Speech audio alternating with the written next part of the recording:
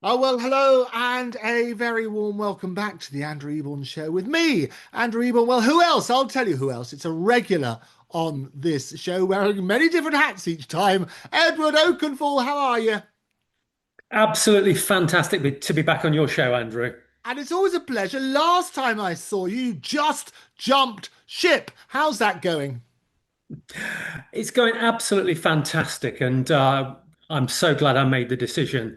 I'm here in beautiful sunny Derbyshire in Amber Valley in the constituency that I'm the branch organiser for, and just been working my socks off building this branch up, and it's just like the old days when I was in the grassroots of reform before the horrible Mr. Nigel Farage took over and ruined the party. So absolutely fantastic and loving it.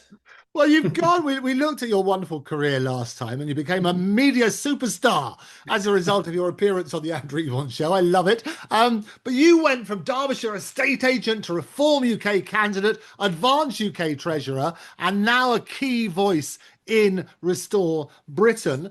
Since we last spoke, Ben Habib announced on this very show, having launched Advance UK on this very show, he announced on this very show that Advance would be retreating, or rather stepping down. What was your take on that?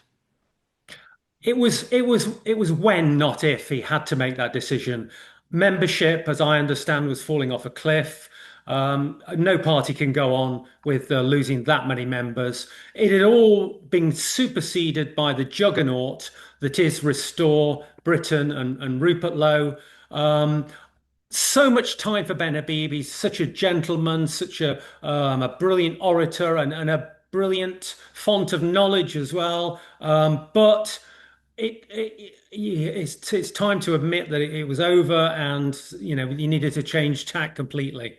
Yeah, you told me last time that Advance UK was run by one or two people at the top, and you were just basically a glorified bookkeeper. Now that it's effectively stopped being its current incarnation, who were the two people at the top? I'm not going to say Andrew, but some still a lot of friends within Advance, and I would just say to any of those friends that are still within Advance, come on over to Restore Britain and join up. We need everybody on board. This is going to take everybody right leaning with talent that's out in Britain, and well, you're welcome with open arms to join Restore. Yeah. Well, I think the two But by people the at the way, top. I'm speaking myself personally for Restore. Yes. I'm not here as any representative, so I'd just Oh like to yeah, get yeah, that no, all I, clear. I know you were very forthcoming last time we spoke about the policies, and I understand that obviously that's you personally, but you basically you are. Did you say you're in charge? What's the wonderful title you've given yourself for a particular area? Yeah, I'm a branch organizer Right. for a political constituency, which is Amber Valley here in Derbyshire.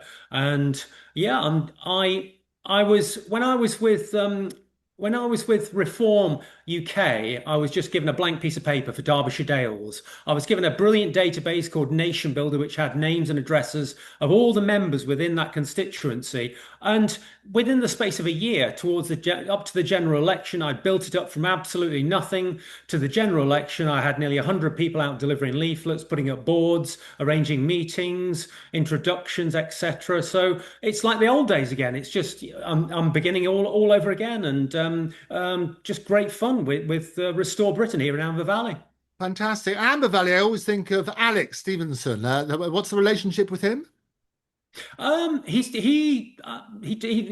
far as I know, has left the political landscape. I think he's resigned from any positions he had. I think he might still be a parish councillor. I'm not sure if he's resigned that position yet. So yeah, I'm not sure what he's up to really. He did stay behind and with Advance, but yeah, not sure what he's up to And, really. and it's very true. I mean, it's just been announced, or for those who don't know, within the last few minutes, it's been announced that they have agreed. It was put to the membership. This is what Ben said when I spoke to him over the weekend. It's going to be put to the membership. The results are in, and they have agreed that they're going to effectively fold into the UK pack, Great British Pact, yeah, the it's Great like a British pack. reverse Yeah. merge. It's like a reverse takeover, isn't it? They're just going to join up, and I have to say, Advance UK was very well capitalised. So I'm actually the England director for the Great British Pact. So those extra resources that we'll have, we'll be able to do a lot more campaigning. Well, you were obviously the treasurer of Advance. One of the questions that people are asking is, can we have our money back now that Advance isn't there? And Ben pointed out, and you'll be aware of this as the treasurer, that actually under the Constitution, they have the right to pass it over to the Great British Pact. Yeah, as far as I know, that is the situation. I've actually talked to a couple of the big donors that Advance had as well over the weekend, and they're happy for that to happen. And the Great British Pack is an extra resource for the right patriotic part of Britain, and that money and extra resources that Advance bring to the Great British Pack will be most welcome. Yeah, a lot of people they sort of betrayed is some of the words that people felt. They now feel politically homeless as a result of this decision. What light can you shed about the discussions that went on behind the scenes? Because obviously we've been saying for a long time that Ben and Rupert should get together. Clearly, it's not quite there, but Ben has stepped aside, particularly for Mackerfield, to let Rupert have the best possible shot. What do you know about those discussions behind the scenes? Well, with Advance, just to rewind a little bit, there was a rearguard action from some members. They had looked at the Constitution and in their eyes, felt that what Ben was doing was actually not within the Constitution and breaking the Constitution. So there was an email that came out on Saturday from a very very small clique of Advance trying to stop the vote even. But I understand. Senior people at the left at Advance are looking at the legal side of that, so that maybe is not for me to comment on. But Well, you have a view. I not mean, everybody was in favour of this merger. I always welcome views on this with that caveat, subject to my being wrong, you could say. But your view of that, and just to the people who don't know, what did that email say? It was just trying to say that the vote to join British Pac or to fold up the party was unconstitutional. Ben was the sole director. Apparently, there should have been three directors. There never was. So they were just trying to trip things up with technicalities. But what was the point of all this? What was the point of Advance UK continuing on when it's fizzling out anyway? There was no point. So Well, you Ben's came done the right on. thing. Yeah, you came on straight after the Gordon and Denton by-election as well. You spoke about that disastrous result for Advance, where they got less votes than the monster raving loony party. They lost their deposit, which was 500 quid, as I understand it. It was a horrendous result for Advance, wasn't it? With hindsight, it was an absolutely terrible election, and for me, I came out and I did my best to defend the party's line, and but maybe after reflection, it just that was the end for me. Gorton and Denton, and the party was going nowhere, so I had to make a radical decision and chose to resign as treasurer. Yeah. What's your relationship with Ben like now? As soon as I heard within an hour of Ben's decision to put it to the vote, to the membership vote, I messaged Ben on a WhatsApp message and got a very pleasant reply from Ben, and I have a very good. I always left Advance UK and on good relationships with all the senior people that were actually still left in the party. I understand. I'm actually going up to Makersfield for the Makerfield for the by-election. I was there last Saturday to support my party, Restore Britain. Ben is actually going up and going to be supporting the party as well. So, Oh, and yeah. absolutely. Well, he again made a well Discovery exclusive on the Andrew Eborn Show at the weekend. He said that very morning he'd spoken to Rupert, and Rupert had asked him to come up and share a platform.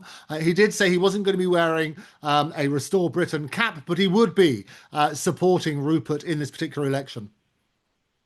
Yeah, and he's most welcome, and I think that's the most sensible decision. No sour grapes. Let's move on forward, and let's all get together at this right patriotic side of British politics and do our best to get our candidate Rebecca Shepherd elected. So let's have a look at this. The latest poll, and we always they're not necessarily correct, but the latest one for Mackerfield, the election happening on the 18th of June, it says that Andy Burnham is on 49%. He's increased his lead. Robert Kenyon of Reform UK is 39%, so 10 percentage points behind. Rebecca Shepherd is on 8%. Now, people are, and others are about 4%, or less than 4% combined.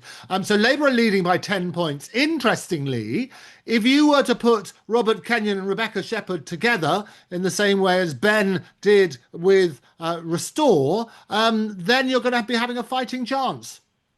Well, Andrew, first of all, those polls, there are such a small sample size. I seriously question the validity of those polls. I've seen there was a poll out last night by GB Politics, which is an online media organisation and it stated that Restore Britain was on 19%. 19%. I think the establishment is using every trick in the book. Some of these polls and the lack of the lack of clarity within these polls, the lack of the minuscule sample size. I think there's people are playing tricks behind the scenes with people here. I think there's a lot going on in this by-election. The establishment are quaking in their boots with how Restore Britain is going to achieve is going to do in this by-election. I think there's a lot going on behind the scenes. So in the poll that you quoted, just run me through the figures for that one. I think certainly Restore Britain was on 19. I think Reform were on 34, and Labour, Andy Burnham, were on 39%. Okay, so Andy Burnham would still be leading with that. So my point is this: even on that poll, if you put Restore together with Reform, you would then beat him on whatever it is, 43% or whatever it is, quite comfortably. Why isn't that happening? We're coming up very fast. And I question some of these polls and how accurate they are and what sample sizes these are. I can only say I was in the constituency myself, knocking on doors last Saturday, went out and about, and yeah, all credit to Labour, credit where credit's due. They had they had quite a few boards up, posters in windows. I suppose because they've been going for over 100 years, they've got it all well organised and well-oiled machine in that constituency. Restore Britain have only been a registered political party for several months now. But just knocking and talking to the fantastic people that we got in that I talked to in the constituency, I have to say it's a three-horse race.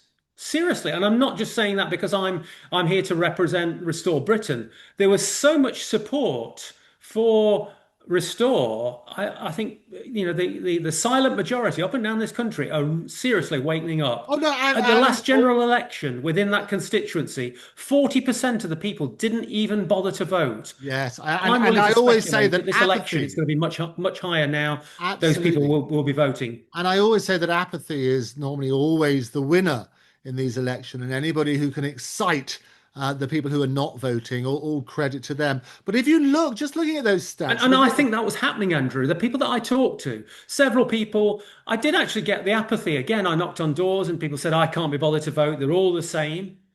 But that's just an opportunity there, just to talk to people and say, well, actually, do you know anything about, Rupert Lowe is this, and we're going to do this, and I can, bring into some of the key policies. And, it was certainly resonating on the doorsteps. Yeah. Well, if you look at 2024, the seat was Labour held then, obviously. 45% were Labour and 32% Reform. Even on the stats that you've mentioned, you're fragmenting the vote. So for Reform to have a chance, there would basically need to be one alternative as opposed to, as you say, a three-horse race. Well, I think it's narrowing. A week ago, 10 days ago, like you say, there was a poll out that had Restore on 9%. I personally don't believe that. I think it was a lot higher. I think it's been manipulated. But from 9% to 19% in a week, 10 days, because there's a whole army of people turning up every day for Restore. When I was there were over 100 people meeting up. This Saturday, I know personally there's about 20, 30, 40 people just from Derbyshire going. That we're just one little county in the whole scheme of things. I think this is absolutely mad. And we are just patriots. on my little team that went out, somebody driven up 4 hours the night before from Wiltshire, slept in his car, and was out with us on the Saturday canvassing. Such is the enthusiasm for Restore Britain and Rupert Lowe. Um, what I'm hearing from reform people, because reform is such a dictatorship, the branches morale is actually quite low. People are having to have their arms twisted to go up and support reform in the branches. People are having to be told if they don't get up there and canvass, they won't be considered for a PPC position in the general election. So there's a lot. We're there of our free will. Other people in other parties are being having to But be they're being cajoled and blackmailed. forced. You're saying that the reform the supporters are being blackmailed. Is that what you're saying? No, the reform supporters, every respect for the reform supporters. But talking to lots of people on the doorsteps, people were 50-50, and it was just great, an opportunity to talk to people who were 50-50 about whether to vote for reform or restore and to put their minds right. And I certainly like to think I've persuaded a few people to And change you're the way. always very persuasive. People love hearing you. But my point is this: is where if we work on the basis that you're right, let's assume you're right for a moment, and Restore is getting a lot of impetus. And I've spoken directly to Rupert, as you know, about these matters, and the results in Great Yarmouth, 10 out of 10. It is phenomenal. He is getting all the votes behind him, but those votes are coming from somewhere. And it seems from what you're saying, with people on the doorstep, it's 50-50 whether they vote for Restore or Reform. As far as you're concerned, and as far as I've heard, not many people are coming over from Labour. I would say no to that. I think a lot of people in Labour they realise that we've got an incredibly high tax government, high spend, massive borrowing, regulation, completely open borders, the madness of net zero. All these policies are on steroids, continuing on from that atrocious 14 years where the Conservative in name only party ruled this country. And do they really? I think a lot of people think that Andy Burnham, there's going to be no change. His communistic tendencies of yet more tax, more regulation, even higher borrowing, even higher spending. Nothing is going to change. And there might be Andy Burnham is a great publicist, and he's got a great team of people promoting him behind the scenes.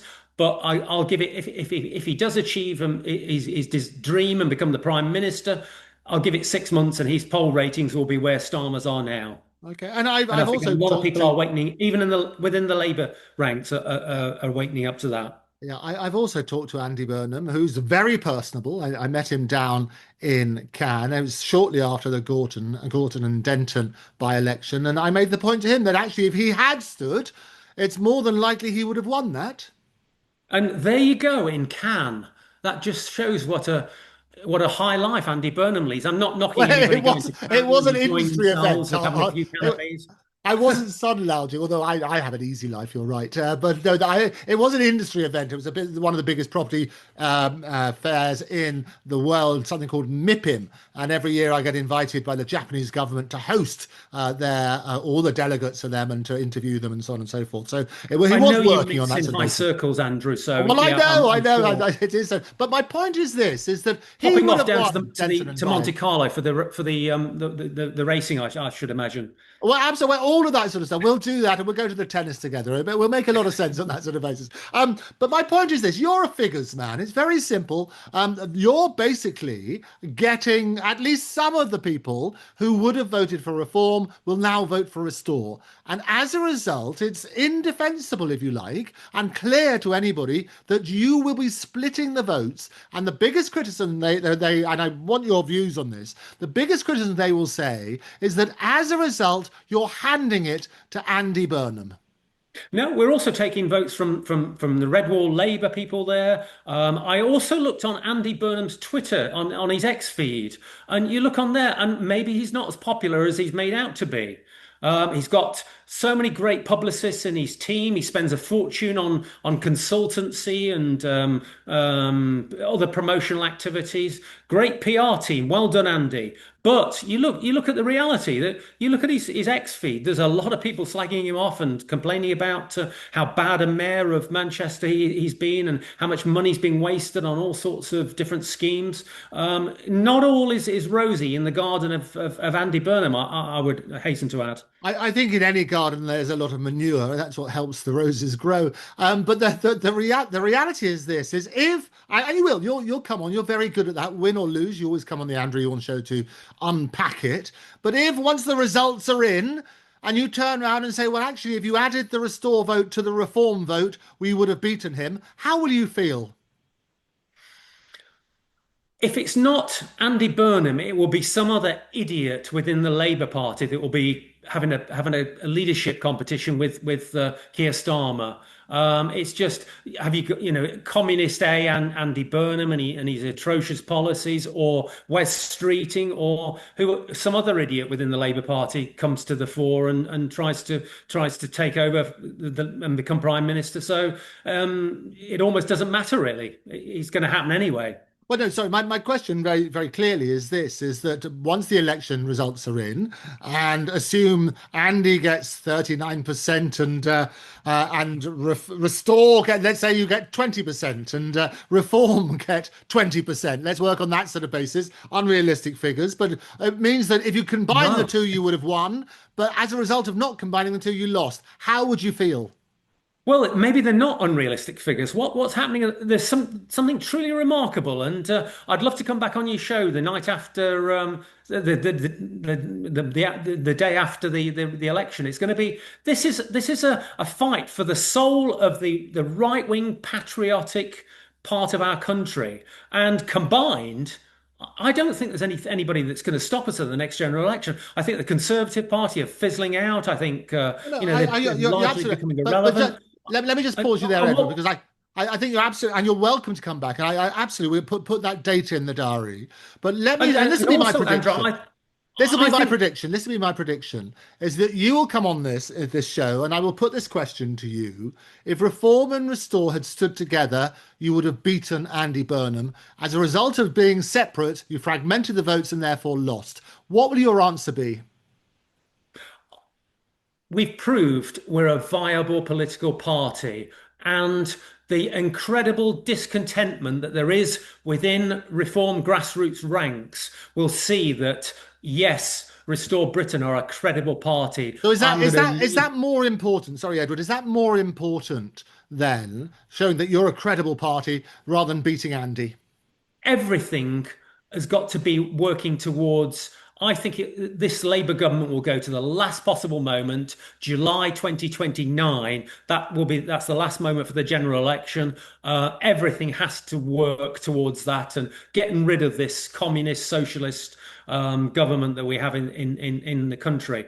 This is just a stepping stone and proving that Restore is a viable political party and there's It's so that. much at stake for Yeah, reform. no, absolutely. So is that the real mission then for Restore to stand in this, is to show they're a viable party? Because realistically, even on any of the polls, they're not going to win this one. But what they will do is fragment the votes. And as I say, when we put the two together after election day, and you're coming on the Andrew Eborn Show to dissect that, and I put to you, you'll say, well done, you've got a great return. You've shown you're a viable party. But as a result, you've handed the victory to Labour. How will you feel about that? Well, that victory to Labour almost is immaterial. Like I say, if it's not Andy Burnham, it's some other idiot that will be contesting the leadership. Reform, yeah, if they win, they get one more MP, but they've only got a handful of MPs, so then there's not a lot going to happen there. But if Restore could do really, really well, and I'm quietly confident. I was skeptical at the start. I thought after the heartache of Gorton and Denton and the embarrassment of having the monster raving loony party finishing above our candidate, who was a great guy, Nick Buckley, a lot of time for Nick Buckley. But so I was wary of this, but I can only comment on the ground and talking to people and just seeing the reaction from that Rupert has energized people from every part of the country that's heading towards Macclesfield, and I think there's something really extraordinary going on, Andrew. Absolutely. But in summary, then, I know I've asked this question in several different ways, and I will put it to you after the election as well. In summary, what's more important for you is to establish Restore as a party for the longer term, if you like, to show when the general election comes round, it's a viable party, and that's the mission for this particular election, rather than beating Labour. No, I think all bets are off. We're doing everything we can to try and win this election and get Rebecca Shepherd elected to Westminster. Okay, well, you're coming on the Andrew Eborn Show. I will put that question to you again. We can unpack that. I want to give you the opportunity because everybody all sort of paints Restore Britain as far right. Tell me what that means for you. Defend that label or dismantle it. I hear these terms, they're bandied about like with abandon. I just Nazi, National Social, which is National Socialist. I'm very much a libertarian. I believe in incredibly small government and low taxes. So I'm the complete opposite of that. I believe in personal responsibility. I don't believe in any sort of far right doctrine. And so yeah, these are just slogans that are thrown around and have been for decades to try and stop the argument and silence people. We're not going to be silenced anymore. We saw in Belfast last night I heard on the BBC they're talking about an alleged knifing or something, but from what I've seen, it was an attempted beheading. The video, people have just had enough, Andrew. And these terms, I've seen the video, which is widely circulated. It is horrendous. The BBC showed a bit of it. They did put the soundtrack. They didn't show the particularly gruesome bit. But for those who haven't seen it, it does seem to me that it was an attempted beheading, is what they were suggesting. And absolutely appalling. It does raise questions, and obviously people are looking at that sort of side. And it's right. I always say that we should ask the questions and question those answers, but shutting down debate is not the way to go about it. No. Absolutely not. And we could get onto the Henry Nowak case as well. And, just with what has our country become now? So people really are waking up to this, and these far right allegations isn't just. I'm probably more aligned to Margaret Thatcher and Winston Churchill would be called far right now, because it's only because our government is so far left, communist, Stalin, Maoist, that they can get away with this nonsense. I hate labels which are used and basically as slurs, if you like, just to shut down debate. I try to be apolitical. I try to, as you know, have all sorts of people on my show and hold their feet to the fire, but give them an opportunity to respond. My only mistress, as I always say, is the truth, and give people a fair chance to respond. The Henry Nowak case, I mean, it is abhorrent. It is appalling what happened to Henry Nowak. I think a couple of issues on that. It did highlight what the police procedure rules are, because it's there in black and white, so to speak. And I spoke about this very recently on Around the World. What it says in there is that you have to take race and ethnicity into consideration when affecting police. But the priority has to be, if somebody's injured on the ground, that has to be your priority. So clearly there are questions to be answered by the police. And you compare that to the terrible case of Rodney King and the difference in Starmer's response to that one as opposed to what happened with the terrible situation with Rodney King or George Floyd, yeah. Yes, George Floyd, yes. Yeah. No, absolutely appalling. Final question then, and we'll continue to look at that. And yes, mixing up the names, there's so many different appalling cases. What I wanted to look at this history, as I say, shows that divided oppositions, basically they empower the establishment. Looking your constituents in Mackerfield in the eye, and this might be the last chance to do it, and indeed the wider audience, why should they trust Restore Britain to deliver real change rather than just another footnote in the story of missed opportunities? Look at our leader, and everything stems from the leader. He's been consistent on everything that he said for years. He's not come out with statements just for the sake of these statements and then watered them down later when they're analysed by sophisticated journalists. Rupert is true to himself, and I know most of the senior management within Restore Britain. They're true to themselves. We are not going away. We're not going to water anything down. We're here to get our country back, and and do everything we can to do that. Our opponents often make statements and then water them down at later dates, and as Elon Musk says, they're weak sauce. There you go. You say your opponents. Reform an opponent?